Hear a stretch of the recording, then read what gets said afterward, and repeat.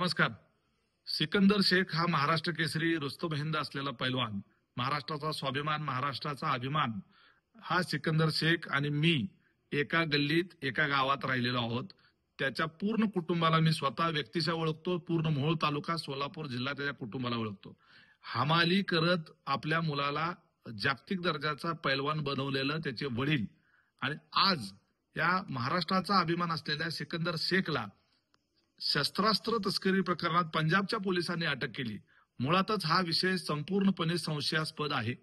सिकंदर शेख याने आतापर्यंत पंजाब आणि हरियाणामधल्या शेकडो पैलवानांना चितपट केलेला आहे. पंजाबमध्ये जाऊन पंजाब आणि हरियाणाच्या पैलवानांना धूळ चारणारा हा महाराष्ट्रातला मराठी पैलवान. याच्या संदर्भामध्ये आकसाने किंवा द्वेष भावनेतून किंवा भविष्यातल्या स्पर्धेतून बाद करण्याच्या करता हे पैलवान गँगमधून षडयंत्र तर झालं नाही ना, याच्या संदर्भानं खऱ्या अर्थानं तपास केला गेला पाहिजे. शस्त्रास्त्र तस्करी करून 2 रुपये मिळवण्याच्या करता सिकंदर शेखनं हे कृत्य केलं असेल, याच्यावर कुठल्याही महाराष्ट्रातल्या जनतेचा विश्वास बसू शकत नाही. कारण सिकंदर शेख साधारणपणे दररोज सरासरी 2 ते 3 कुस्त्या करायचा सीझनमध्ये, कधी कधी 8 कुस्त्या एका दिवसात करायचा आणि 99% कुस्त्या सिकंदर शेख हा जिंकायचा. सिकंदर शेख एवढ्या कुस्त्या करायचा, साधारण वर्षभरामध्ये सरासरी 400 ते 500 कुस्त्या व्हायच्या. म्हणजे सिकंदर शेखचा वार्षिक इन्कम कुस्त्यांमधून 4 ते 5 कोटी रुपयाचा असायचा. याशिवाय सिकंदर शेखला जवळपास 14 थार गाड्या बक्षीस म्हणून मिळाल्यात. 9 ते 10 बुलेट त्याला बक्षीस म्हणून मिळाल्यात. 30 ते 40 म्हशी त्याला पंजाबमधून बक्षीस म्हणून मिळाल्यात. इतर बक्षिसं मिळालेली ती वेगळीच. एवढा इन्कम असलेला सिकंदर शेख काही रुपये मिळवण्याच्या करता शस्त्रास्त्राच्या तस्करीमध्ये भाग घे, हे अजिबात खरं वाटत नाही. हे मराठी पैलवानाच्या विरोधात पंजाब आणि हरियाणातल्या पैलवानांनी केलेलं षडयंत्र असू शकतं. मी सिकंदर शेखला निर्दोषत्व देत नाही, परंतु या प्रकारामध्ये संशयाला निश्चित अशी जागा आहे.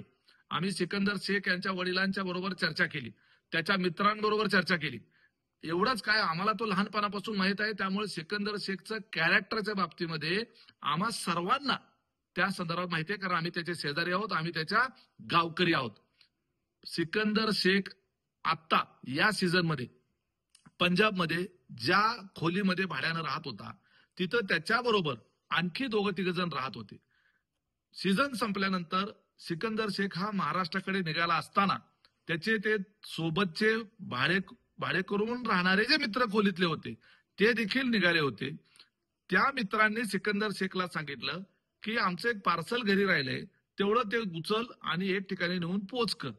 मित्रांच्या सांगण्यावरनं त्यांचं काहीतरी पार्सल आहे म्हणून पोच करायला गेल्यानंतर त्या ठिकाणी तो शस्त्रास्त्र पुरवतोय अशा पद्धतीचं आरोप होऊन त्याला अरेस्ट करण्यात आली, अशी आमची माहिती आहे. सिकंदर शेखला त्या पार्सलमध्ये शस्त्र आहेत या संदर्भातली सुतराम कल्पना नव्हती. अशा पद्धतीची माहिती आमच्या स्तरावरून, त्याच्या कुटुंबाच्या स्तरावरून मिळालेली आहे. हा खरं तर तपास पोलिसांनी करायचा आहे. परंतु माझं महाराष्ट्राच्या मुख्यमंत्र्यांना माझं आवाहन आहे की महाराष्ट्रातला एक गुणी पैलवान ज्याने महाराष्ट्र केसरी ईर्षेवर मिळवली, रुस्तम हिंद झाला, भविष्यात आणखी स्पर्धा तो जिंकून महाराष्ट्राचं नाव मोठं करणार होता, त्या महाराष्ट्राचं भूषण असलेल्या या खेळाडूला पंजाब मधल्या पैलवानांनी किंवा इतर कुणी केलेल्या षडयंत्राचा बळी जाऊ देता कामा नये. त्याच्यामुळं राज्य सरकारनं याच्यामध्ये हस्तक्षेप केला पाहिजे आणि निष्पक्षपणे तपास व्हायला पाहिजे. याच्या करता महाराष्ट्र पोलिसांनी सुद्धा यात लक्ष घातलं पाहिजे.